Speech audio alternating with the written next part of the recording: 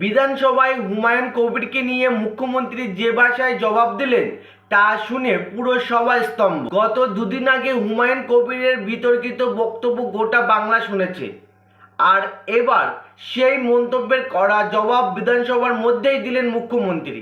কি বললেন তিনি শুনুন পুরো বক্তব্য, তারপরে আপনার মতামত অবশ্যই কমেন্টে জানান। মাননীয় হুমায়ুন কবিরের দুটি জায়গায় অত্যন্ত আপত্তিজনক। প্রথমত, মাননীয় হুমায়ুন কবির যে বক্তব্য রেখেছেন, এই বক্তব্য আপনাদের কাছে আমি পড়ে শোনাচ্ছি। 26/6/2026 afternoon, Humayun Kabir MLA Nowda AC, তিনি একটি উনার পার্টির মিটিং কাশীপুরে রেজিনগরে করেছেন। সেখানে তিনি বলছেন, এই যে অনামিকা ঘোষ, সে ভোটে হেরে মনে করছে আমি এমএলএ, এখানে ভোটে হেরে বিজেপি মনে করছে আমি এমএলএ, এখানে এখন আস্ফালন করে বেড়াচ্ছে। তা আমি শুভেন্দু অধিকারীকে সেদিন বলেছি যে আপনি ভোটে জিতেছেন, আপনার দল জিতেছে, খুব ভালো কথা, কিন্তু মুর্শিদাবাদে আস্ফালনটা একটু কম করবেন। আমি যেদিন ময়দানে মুসলমানদের নিয়ে নেমে যাব না, সেদিন এমন ছাটা ভাগা মার শুরু করবে যে আপনাদের পতাকা বহন করার লোক থাকবে না। কেস এরকম, কেস আমাদের বহরমপুরে জেল খাটা আছে। 5000 লোককে আমি বহরমপুর সেন্ট্রাল জেলের যা আয়তন, তাতে 4700 বা 4800-র বেশি লোক ধরে না। লাখে লাখে লোককে রাস্তায় নিয়ে নামাবো আর সাটা ভাঙা মার দেব আর জেলে যাব। কদিন জেলে আটকে রাখতে পারবেন, কত খাওয়াতে পারবেন দেখব।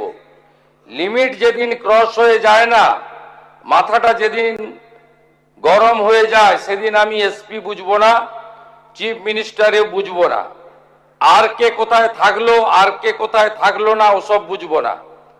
আমি নিজেই নেতৃত্ব দিয়ে দাঁড়াবো। সময় এসেছে এই ধরনের লোককে সবক শেখানোর।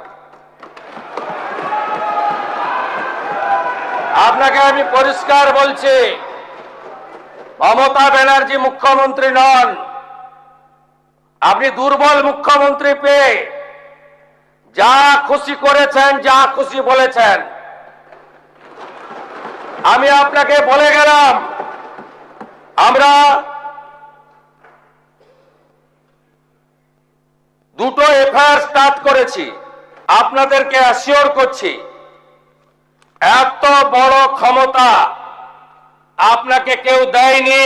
আপনি কান খুলে শুনে রাখুন, আপনাকে এইভাবে ধমক হুমকি, বেপরোয়া, লাগাম ছাড়া কথা বলতে দেব না, দেব না, দেব না।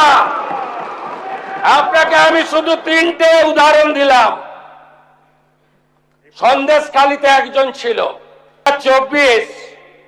1 জানুয়ারি বলেছিল তৎকালীন বিরোধী দলনেতা এলে তার হাত কেটে পায়ে, পা কেটে হাতে লাগাবে আর চামড়া ছাড়িয়ে মেদিনীপুরে পাঠিয়ে দেবে।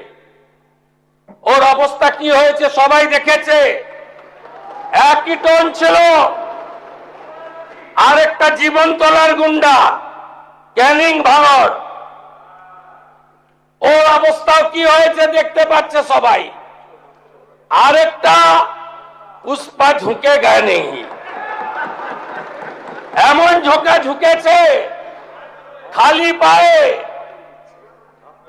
ছোট প্যান্ট পরে, কান ধরে উঠবস করতে করতে যাচ্ছে।